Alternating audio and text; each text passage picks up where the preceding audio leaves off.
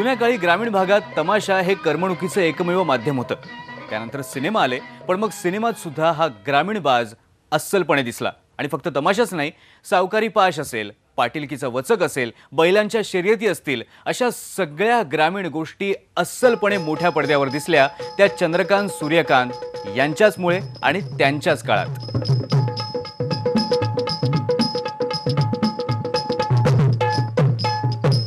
याच्यातला सगळ्यात ग्रामीण चित्रपटांनी उच्चांक केला आणि एक स्वतंत्र भागाला म्हणजे सांगते ऐका, हे 51च्या आसपास आलेला सांगते ऐकाने ग्रामीण चित्रपटाला आणखीन एका वेगळ्या टप्प्यावरती येऊन भिडवलं।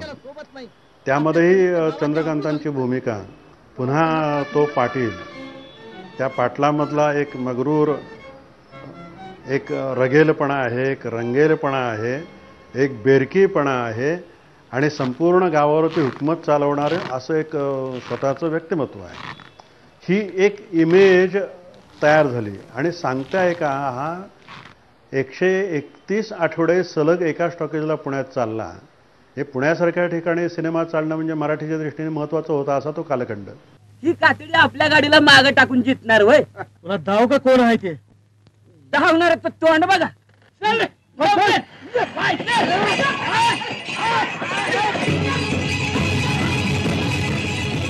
एकीकडे भारत स्वतंत्र झालेला आहे, समाज स्वतंत्ररित्या काही विचार करू लागलेला आहे, जगण्याच्या पद्धतीतला झालेला बदल आहे आणि अशा याच्यामध्ये सांगता एकाने जनमानसावरती जो काही पगडा बसवला, तिथून मराठी सिनेमांची, ग्रामीण चित्रपटांची परिभाषा बदलत गेली।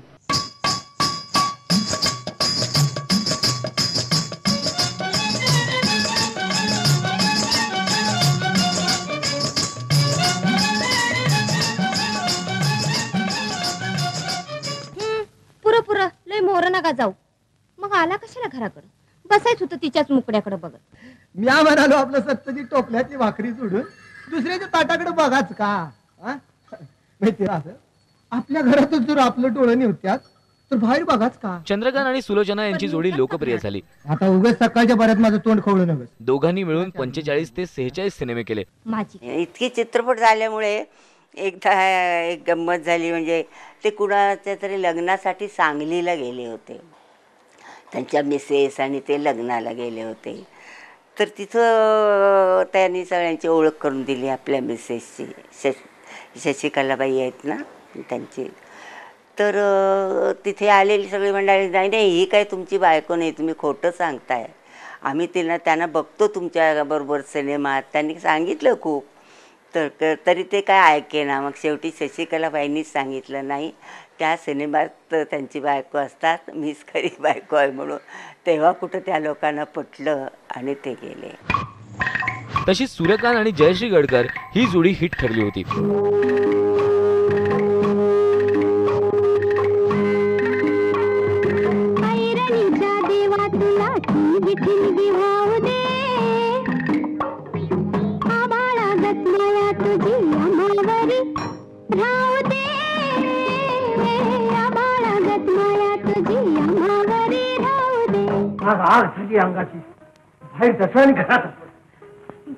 सिनेमा कुठलाही असो, सुलोचना यांची चंद्रकांतना मारलेली धनी अशी हाक कायमच रसिकांच्या मनावर ठसली।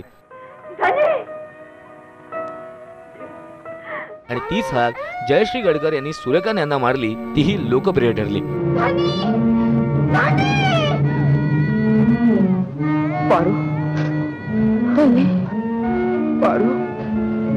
तुम्ही दिसला, जीव भरला माझा। आता मला छेला टांबून द्या, नाही तर फासावर देऊन द्या।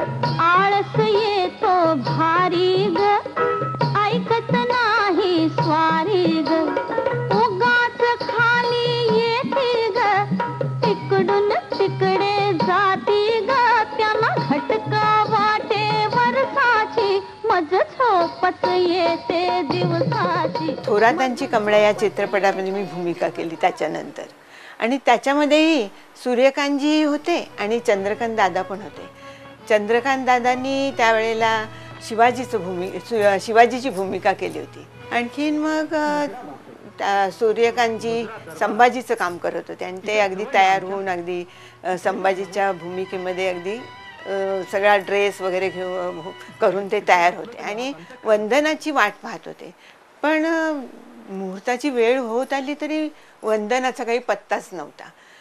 काय सगळे अगदी दिग्दर्शक आमचे माधवराव शिंदे होते, ते काळजीत पडले आता काय करायचं. आणि त्यांचं एकदम माझ्याकडे लक्ष गेलं. तर म्हणाले तू पटकन मेकअप करून ये जा. तर मी म्हटलं माझं तर आज काम नाही ना, मी चिमणीची भूमिका करते आणि आज थोरातांच्या कमळेचा आणि संभाजीचा ह्यांच्यावर मुहूर्त आहे ना. तर हे बघ आता ही तू चिमणीची भूमिका नाही करत, तू थोरातांच्या कमळेची भूमिका करतेस. आणि मला इतका आनंद झाला. आणि मग त्यांच्यावर आणि माझ्यावर तो मुहूर्त शॉट त्यांनी चित्रित केला. कमळा, आजवर मी इतकं साधं मन मोकळं आणि प्रेमळ अगत्य कधीच अनुभवलं नव्हतं. ऊस गोड लागला म्हणून मुळासकट खाऊ नये म्हटलं. म्हणणाऱ्यांना काय, पण खाणाऱ्याच्या हौसेचं मोल तुला काय कळणार. गप्प का, बोल ना. खेडवळ मुलगी मी आपल्यासारखीशी काय बोलणार. मासाहेब, भवानीची कृपा आणि आपल्या मायेचं कवच खानाला काय काळाला सुद्धा फुटायचं नाही. कुठलीही भूमिका करताना चंद्रकांत आपल्या सहकलाकाराचं मनोधैर्य वाढवायचे. जगदंब, मर्जी निरूप करा, पण माझ्या जन्मभूमीला आणि मा सर्वांना सांभाळ. त्यांचा वक्तशीरपणा त्यांच्या सहकलाकारांसाठी नेहमीच आदर्श ठरला आणि तोच धडा सूर्यकांत यांनी गिरवला. तुमचं कोल्हापूर मोठं शहर असेल. कोल्हापूरच्या चित्रनगरीचं मोठं श्रेय या मांढरे बंधूंनाच जातं. बाबा पेंढारकर हे पूर्वी नाटकासारख्या तालमी घ्यायचे पिक्चरच्या. साधी माणसं पिक्चरला त्यांनी लोहाराचं काम होतं वडिलांचं. 8 दिवस लोहाराच्या इथं ऑब्झर्वेशन नुसतं करत बसायला लावलं वडिलांना. आणि त्या पिक्चरला कुणाचाही मेकअप नाही. एक मल्हारी मार्तंडमधला मला एक प्रसंग आठवतो. त्याच्यामध्ये मी त्यांच्या पत्नीची भूमिका केली होती. म्हणजे 2 अशा त्याच्यात बहिणी दाखवल्यात. एक जयश्रीताई गडकर या तमासगीर दाखवल्यात. आणखीन मी पाटलाची मुलगी अशी घरंदाज अशी दाखवली. तर त्याच्यामध्ये नंतर त्यांचं प्रेम माझ्या बहिणीबरोबरच, पण मला माहिती नसतं ती माझी बहीण आहे म्हणून. आणि मग नंतर ते तिच्यावर प्रेम जमतं आणि मी त्याबद्दल काहीतरी असं म्हणजे आमच्या दोघांचे एक सीन होता असा. आणि ते रागवतात मला, मी काहीतरी अशी बोलते त्यांना आणि मग ते माझ्या अशी एक थप्पड मारतात जोरात. आणि त्यांना त्या प्रसंगामध्ये असं म्हणजे इतके ते समरस झाले आणि मी पण. आणि त्यांना भान नाही राहिलं, इतक्या जोरात माझ्या थप्पड मारली. अरे बापरे, मला ते अजूनही आठवलं तरी भीती वाटते. कारण त्यांची ती अंगठी होती ती आणि 5 अशी बोटं माझ्या गालावर उठली अशी. एवढ्या जोरात त्यांनी मारली आणि अशी अंगठी रुतली होती माझी आणि इथून रक्त असं येत होतं. तर त्यांना इतकं नंतर हे झालं बघून. तो आमचा ओके झाला, तो शॉट ओके झाला. पण त्यांना इतकं वाईट वाटलं. ते म्हणाले उमा जवळ घेतलं, मला माफ कर, मी चुकून माझ्या हातून झालं असं. त्या भूमिकेमध्ये मी एवढा समरस होऊन गेलो.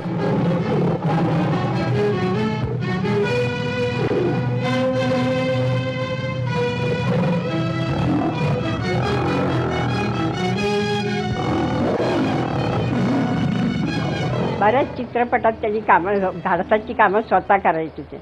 त्याच्यामुळे भरते ॲक्सिडेंट झालेले होते त्याला. आणि ते सगळं रात्रभर चोळायचं, शेकायचं, सगळं पूर्ण तयार करायचं, परत सकाळी शूटिंगला जायचं.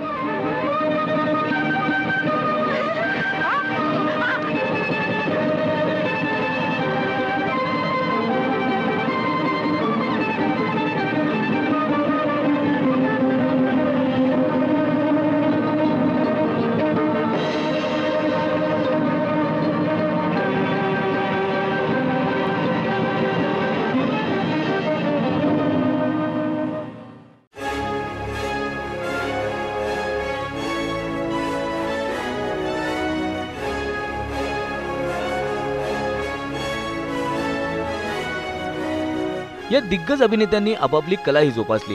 उतार वयात चंद्रकांत मांढरेंनी अनेक चित्र काढली. त्यातून चंद्रकांत मांढरे कला संग्रहालयाची निर्मिती झाली. अनेक तरुण चित्रकारांना त्याचा फायदा झाला. तर सूर्यकांत यांनी आपलं लेखन जोपासलं. हा भावांचं एक होतं, चांगल्या गोष्टी त्यांनी केलं की मी करणारच असं दोघांचं भावांचं. त्याच्यामुळे दादांच्या गर्दी झाल्यावर दादाही तसं आठवलं, पण ती त्यांची शेवटी अपुरी इच्छा राहिली. शेवटी मग ते मी धडपड करून प्रयत्न करून एक म्हणजे त्यांची पुण्याई पाठीशी असल्यामुळं ते घडू शकलं माझ्याही हातून. चंद्रकांत यांनी चित्रकलेची आवड तर आयुष्यभर जोपासली. सिनेसृष्टीचं वलय ओसरल्यानंतर त्यांचं कौटुंबिक आयुष्य सुद्धा समाधानी होतं आणि अशातच प्रेक्षकांना त्यांनी मोठ्या पडद्यावर पुन्हा एकदा दर्शन दिलं अमोल पालेकर यांच्या बनगरवाडीमधून. हात का बसलास रे बाळा? मी शाळा मास्तर आहे, आजपासूनच रुजू झालोय. आणि अरे मग हात पारावर बसून काय करतोस? शाळेत जाऊन बस की. कोणती शाळा मला कुठे माहिती? अरे ती चावडी दिसते नव, त्यातलं 2 खण शाळेतच आहे ती. पोरं कुठे शिकणारी? आता ती तुला कशी गावायची र?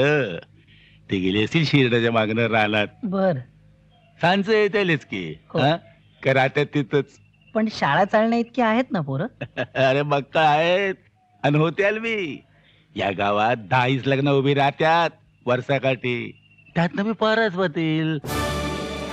आजही प्रेक्षकांना Marathi black and white cinema आठवतो तेव्हा चंद्रकांत सूर्यकांतच डोळ्यासमोर येतात. तर ही होती मराठीतल्या 2 रांगड्या वीरांची गोष्ट. पुन्हा भेटूयात पुढच्या आठवड्यात फॅक्टरीची 100 वर्ष या आपल्या विशेष कार्यक्रमात. तोपर्यंत नमस्कार.